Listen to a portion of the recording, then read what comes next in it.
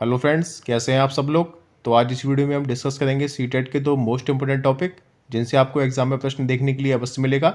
पहला है आपका आरपीडब्ल्यूडी एक्ट और दूसरा इस वीडियो में हम चर्चा करेंगे राइट टू एजुकेशन आरटीई जो आपका आया था 2009 में। ठीक है, तो हमारे साथ वीडियो के एंड तक बने रहिए। अगर आप पूरा वीडियो ध्यान से देखते हैं तो एग्जाम में अगर प्रश्न आता है तो आपसे निश्चित रूप से सही होगा, जो आपको एग्जाम में नंबर दिलाएगा।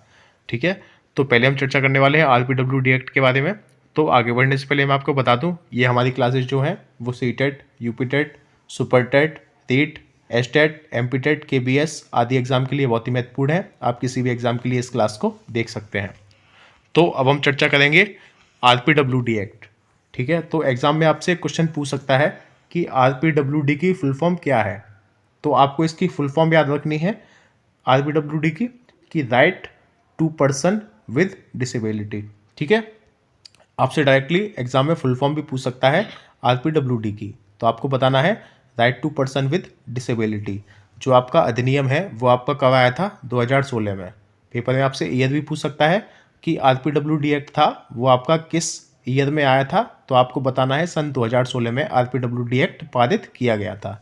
ठीक है, तो बेसिकली आरपीडब्ल्यूडी एक्ट जो होता है वो किन व्यक्तियों के लिए है। जैसे कि आपका आरटीई एक्ट है वो शिक्षा से संबंधित है, और ये आपका जो आरपीडब्ल्यूडी एक्ट है ये विकलांग व्यक्तियों से संबंधित है। ठीक है, तो आपको ये महत्वपूर्ण बिंदु भी याद रखना है।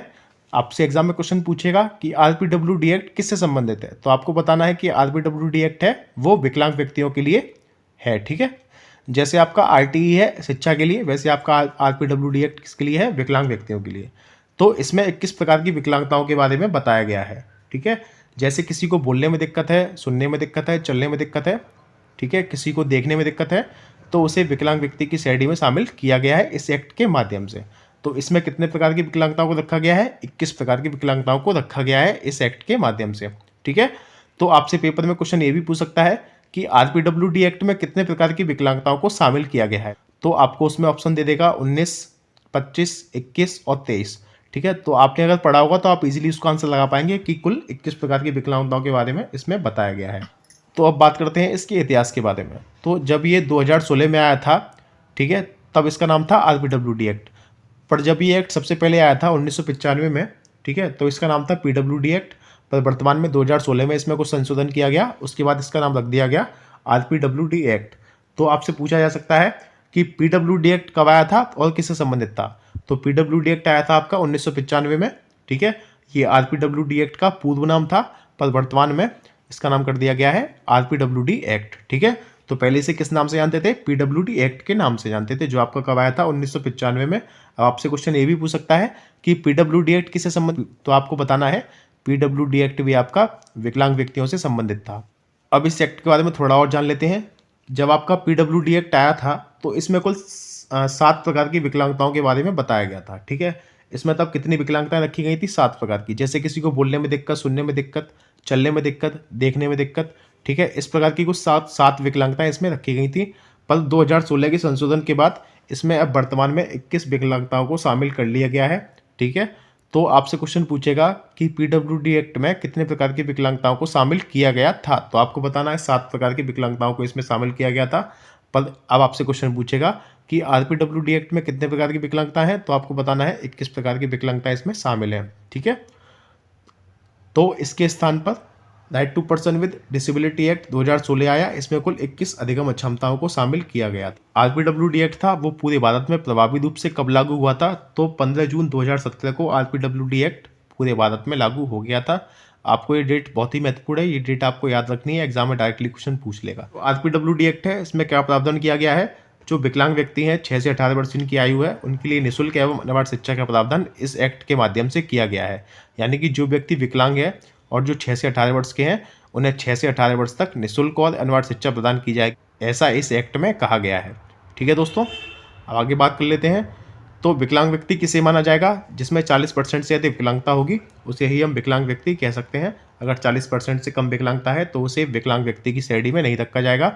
और वर्तमान में क्या है कि वर्तमान में जो एसिड अटैक से पीड़ित महिलाएं होती हैं जिन पर एसिड फेंक दिया जाता है और उन्हें जला दिया जाता है, उन्हें भी अब विकलांग व्यक्तियों की श्रेणी में शामिल कर लिया गया है।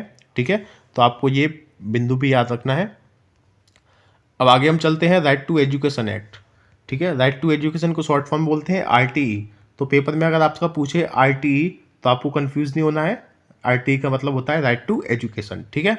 तो राइट टू एजुकेशन एक्ट आपका कब आया था? 2009 में, ठीक है। इसमें थोड़ा कन्फ्यूजन हो सकता है आपको कि ये जो एक्ट है आपका वो आया था 2009 में और लागू कब हुआ था आपका? 1 अप्रैल 2010 को, ठीक है। कब लागू हुआ था? 1/4/2010, ठीक है। तो पेपर में आपसे क्वेश्चन ये पूछ लेगा कि आपका RTE एक्ट है ये आपका कब आया था, तो आपको बताना है 2009 में, और लागू कब हुआ था तो आपको बताना है 1 अप्रैल 2010 को ये एक्ट आपका लागू कर दिया गया था पूरे भारत में, ठीक है। अब जानते हैं इस एक्ट के बारे में कुछ और महत्वपूर्ण तथ्य, ठीक है। तो मैं आपको बता चुका हूँ कि एक आपका कब लागू हुआ था? 1 अप्रैल 2010 को। 86वें संविधान संशोधन द्वारा संविधान में एक अनुच्छेद जोड़ा गया 21A। इस अनुच्छेद में क्या प्रावधान किया गया है कि जो 6 से 14 वर्ष तक के आयु के बालक हैं उन्हें निःशुल्क एवं अनिवार्य शिक्षा प्रदान की जाएगी इस एक्ट के माध्यम से, ठीक है। और विकलांग व्यक्तियों के लिए एज क्या रखी गई है? 6 से 18, और सभी बच्चे जो विकलांग नहीं है उनके लिए क्या एज है? 6 से 14, ठीक है। तो आपको ये 2 महत्वपूर्ण बिंदु भी याद रखने हैं, आपको कंफ्यूज नहीं होना है पेपर में। अगर आपसे पूछता है विकलांग व्यक्तियों के लिए एज क्या है तो आपको बतानी है 6 से 18, ठीक है। और 86वें संविधान संशोधन द्वारा निःशुल्क एवं अनिवार्य शिक्षा की एज क्या रखी गई है? तो वो है 6 से 14। तो आपको ये 2 महत्वपूर्ण बिंदु भी याद रखने हैं। अब बात करते हैं कि इस एक्ट के माध्यम से क्या हटाया गया था। तो इस एक्ट में ये प्रावधान किया गया है कि आप छात्र को दंड नहीं दे सकते, ठीक है। विद्यालय में प्रवेश के लिए परीक्षा, अब आपकी विद्यालय में प्रवेश के लिए परीक्षा नहीं होगी।